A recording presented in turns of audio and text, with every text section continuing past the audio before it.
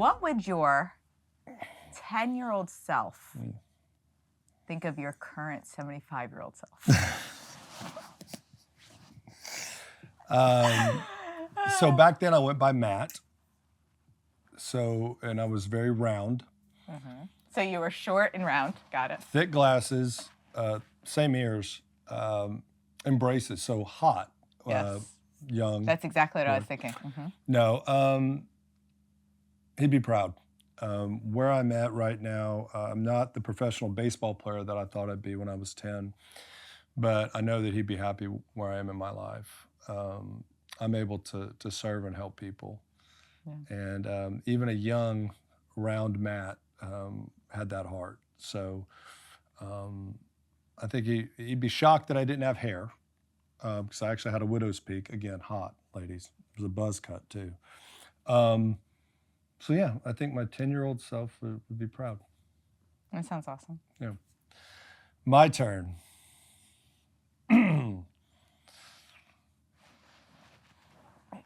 If your life were a video game, which level would be the most difficult to get through?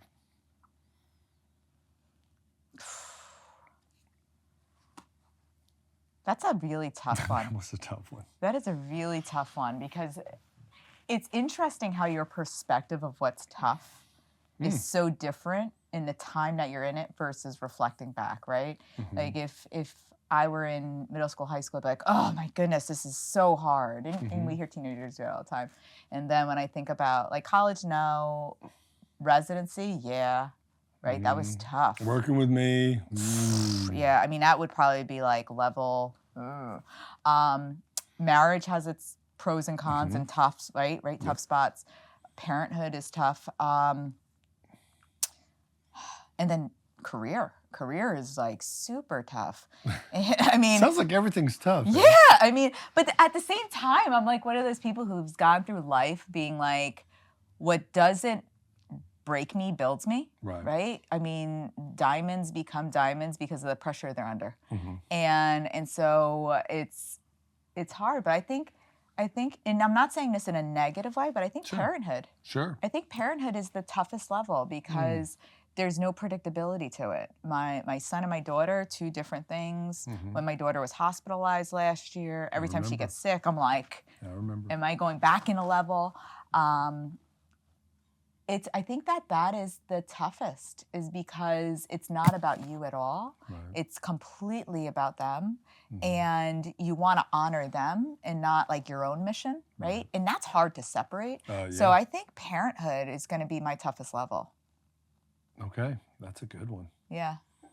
And it's an ongoing level. It's going to be a long ass level. Trust me. It still goes on. Yeah. Best blessing now, right? Yes. I mean, again, it's not meant to say in a negative way. I love my kids, and they're amazing, and they're best lesson that I've ever had in medicine and just in being a good person. And so I'm so appreciative of it, but I would just definitely say that that's the toughest level. Okay. My turn? All right. Uh-oh.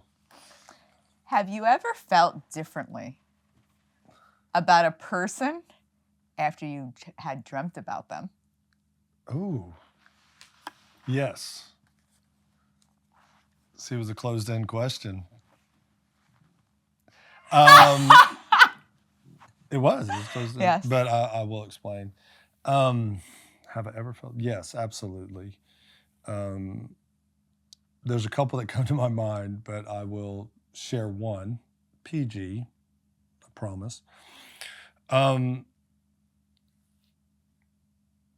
When I was younger, I always I was very blessed to have the friendships that I had. And I can tell you that there were certain people that I just didn't jive with, didn't like the way they treated people, didn't like the way.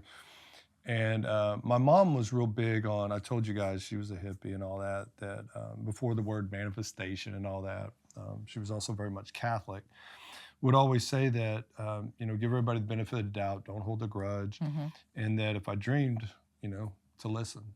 And that was a way of signaling. And so specifically, in high school, I dreamed about this. So assume positive intent. Yes. Mm-hmm. Yeah. I dreamed about this person specifically. And when I decided to just reach out to this person, because in my dream we were good friends, and I always had this perception of him as a bully, a mean person, and ended up becoming really great friends with him still to this day. And the reason it's important is that he needed a friend. Mm. He needed someone like me in his life, which was really cool. Still to this day, I won't say his name because I don't want to, give a shout out. But he was struggling, Yeah. and he is credited many times to me reaching out to him, which was based off of a dream. Yeah. Is a turning point for Yeah. him, and so I've always thought about that. I've always been big, even before I was into sleep, dreams, and kind of what they mean, based off of my mother. So I'm big into that. I do that quite frequently, though. I think differently of people after I dream about them, because if you're coming into my subconscious or whatever we believe dreams to be, I believe there's a reason why. Yeah. Well, what's interesting is our dreaming state, at least the dreaming state that we can recall, because dreaming occurs during Yep. slow wave sleep and REM sleep, but REM sleep is the one we recall. There is evidence to say that that's where we do our emotional processing and some creativity, et cetera. So there may be some relevance there, right? Of like, Right. how are we trying to rectify what the emotional status is in regards to some of these individuals? Yeah. I think there's a couple of really interesting things from dreaming. So do you know the Billy Joel song "River of Dreams"? Of course. In the middle of the night. I go walking. Oh, yeah. Mom was a huge Billy Joel fan too. So am I. So am I. And my husband and I, we went up to go see him in Buffalo, and it was amazing, amazing. He dreamt about that song. And showering, he's like, I can't write it. It's too religious. It's like, this is not me. And he kept dreaming about it. And then finally he was like, all right, clearly, this is the message. I have to do it. And so it's like, it's so apropos that it's called River of Dreams, because it literally is a river of dreams. Yeah. So I think that dreaming is definitely a fascinating area that we still don't fully understand what it's for. Oh, no, I agree. And I think it's like, when I was younger, I thought it was like this different realm. Yes. Hindsight and getting older and more mature. But man, my dreams, even when I was a kid, were so vivid that I was like, man, this is pretty cool stuff. So that was actually a really good question. Thank you. All right, one more. Yeah. There we go. Turn right side. Here we go. Oh, what is one underrated quality you find attractive in a person? What is one underrated quality you find attractive in a person? Emotional intelligence. Ooh. So How's that underrated? Because most people don't even recognize what emotional intelligence is. So most people, when I think you're looking at qualities in people, so let's say in a romantic relationship, it's usually initially, what do they look like? Do they make me laugh? Do they have a good personality, et cetera? Right. Emotional intelligence is outside of that, right? Like, Agree. is that person self-aware? Do they know how to manage their own emotions? Do they know how to kind of be aware, socially aware? Like, read that what they're doing is making me uncomfortable. Read the room, boundaries. Exactly. Yeah, and then in social management. If you think about it in a business perspective, people are like, where did they graduate from? What was their ranking? What are all their accolades? You can't be like, my EIQ is.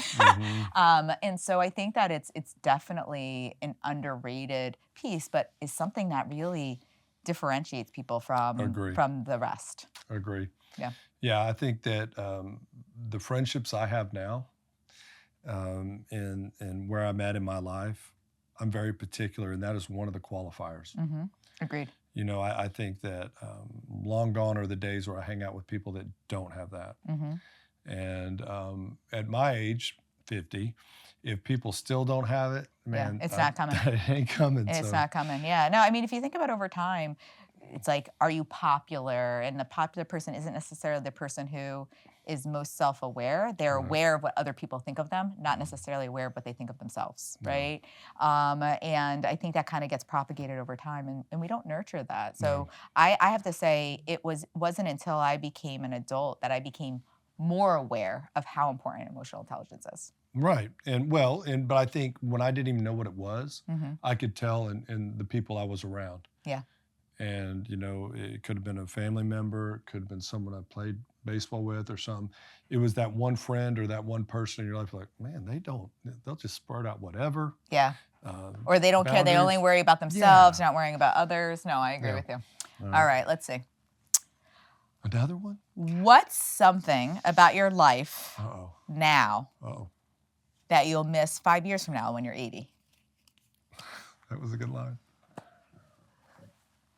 Our friendship. I'm going to miss it terribly. Because your brain is going to be like, I don't remember it. No, it's just remarks like that that are. What is one thing I'll miss 5 years from now? Can't say your hair.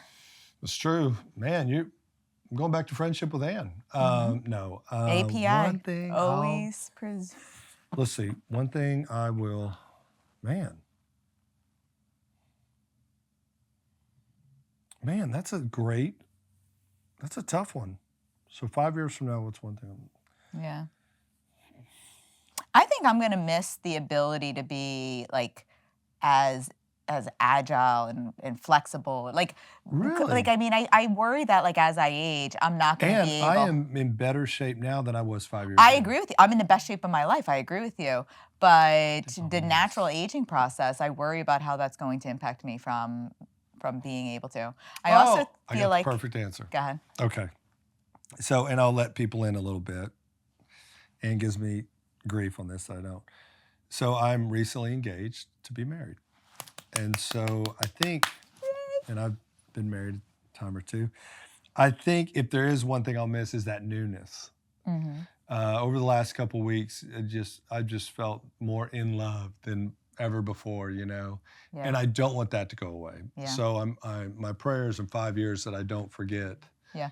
this conversation. But it is the newness. So you can't, 5 years from now won't be new. Yeah. And so it's still new. Yeah. Being purposeful. And when though. she gets mailed here, I'm telling you, she is, on paper, she looks great. Well, I've seen video and pictures, but when she gets here, she's gonna kill you. She's gonna kill you if she sees this. Amazing. Yeah. No, I'm not a mail order bride. That was a joke, and that's my chicken exit that I do often when things get serious. No, I think just that newness. Yeah. Because I've been floating, the last couple of weeks, and so yeah, I don't ever want to let that go. But if there's one thing I'll miss, probably the newness. Yeah. Awesome. Yeah. This was fun. You're gonna miss, being in shape, and I'm gonna miss being not in love. necessarily in shape. Not necessarily in shape. It's the ability, like I think about now, like being able to get down and play with my kids. Like, by that point, my kids might have kids, and I may not be able to. In 5 years, your kids are gonna have kids? Not when I'm 80. I'm not 5 years. That's what I thought she just said. Because you're 75. What? 75, 5 years. No, I got that joke. Oh, my turn. Come on. I need a good one. Right side up. If you had to come up with a new class that everyone is required to take in school, what would it be? Oh, I know what you're going to say. We're going right back to the EIQ. I'm right back to emotional intelligence. Wow, good sociology/psychology. You're talking about class, so yeah, a class. Okay. Yeah, emotional intelligence. I mean, I think you probably were expecting me to go right to sleep. Right? Like sleep would be the class that I'd want everyone to learn. I already have that program now. I wake up and learn. I've already tapped that market, right? Yes. No, the reality is that I think emotional intelligence is just such a critical piece, right? And it goes across all disciplines. It goes across every aspect. And I just look at how I really try to raise my children. Mm-hmm. And for instance, it's again, going back to the most challenging level in the game, right, is when they have the meltdowns and you almost want to just have the reaction of like, will you just stop? Like, will you just, and like getting down on my knee, like, tell me why you're feeling this way. Let's understand what makes you feel this way. And it's so humbling sometimes how early they can start to interpret, inaccurately interpret things and label things like my brother doesn't love me or my sister doesn't, and you're like, I think nurturing is huge. And so I think that is so important. And then not telling them like, don't act like that, like don't have this meltdown. trying to help them understand, why are you having this response, so that they Right. can learn that self-regulation. We don't do that. And in all honesty, I think that I harp on that so much because, I mean, I grew up in a very old school Italian household, and I tell people all the time, like, my dad is an amazing, amazing father, but the relationship we had is, it didn't matter if I had good news or bad news. I would cry every time I would talk to him, because Mm-hmm. I was always just concerned of, like, being strongly redirected, right? Like, Right. never in a harmful household or anything like that. I don't want to paint a bad picture of my dad at all. Sure. But that then fell into other areas of my life, of, like, school or work or other, like, when there was a confrontational, like, it was hard for me not to cry.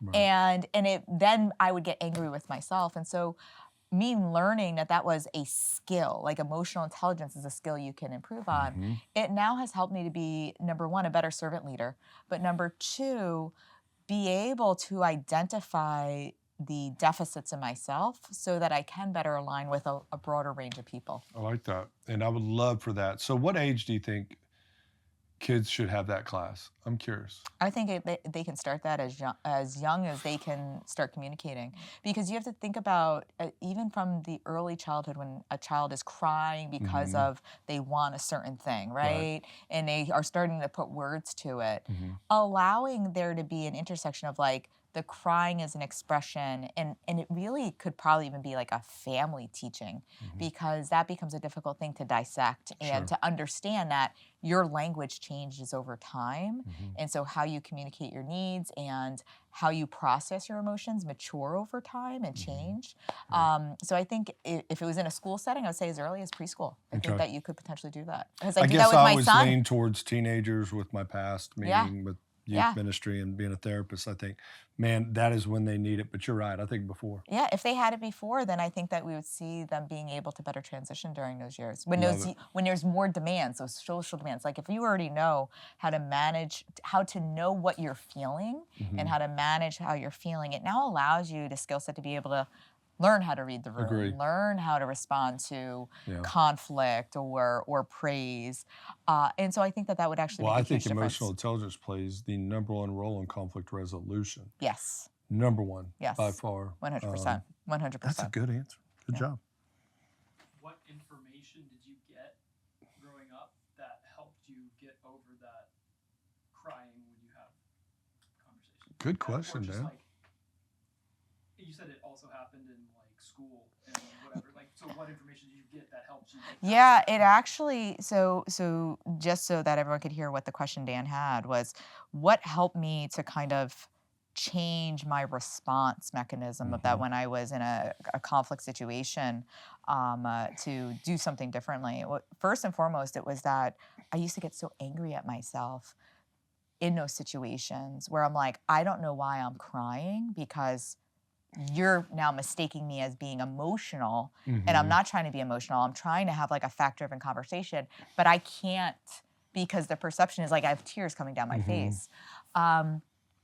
So then it was really having to almost coach myself Mm. into recognizing that this is going to be a difficult conversation, or this is, and start small. And I actually, even to this day, if I'm having a challenging conversation and I feel like that's starting to come up, because you know that feeling, like, you almost, like, in your chest and stomach, I'll have to take very purposeful pauses of making my statement, purposeful pause, Mhm. collect myself, and then continue.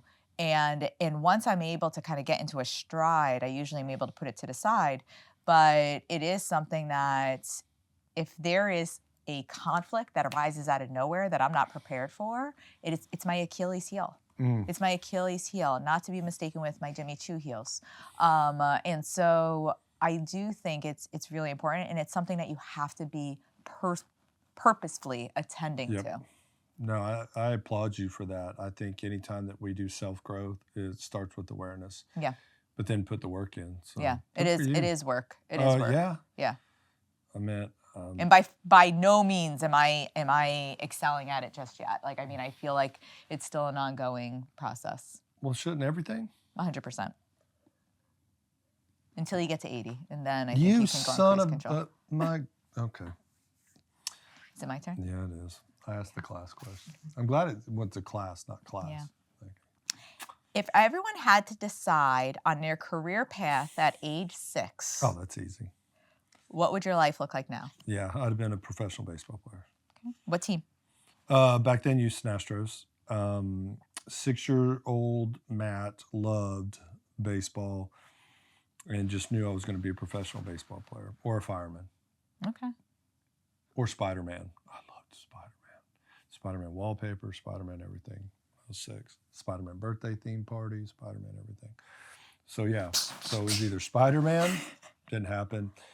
Baseball player, didn't happen. And fireman didn't happen. Well, I put out fires. I put out fires a lot of the time with work. So maybe That I'm is true. kind of a fireman. There you go. Yeah. There you go. Back at you. What would 6-year-old? So my parents actually Yeah. have it on video of, I wasn't 6, I think I was like 4.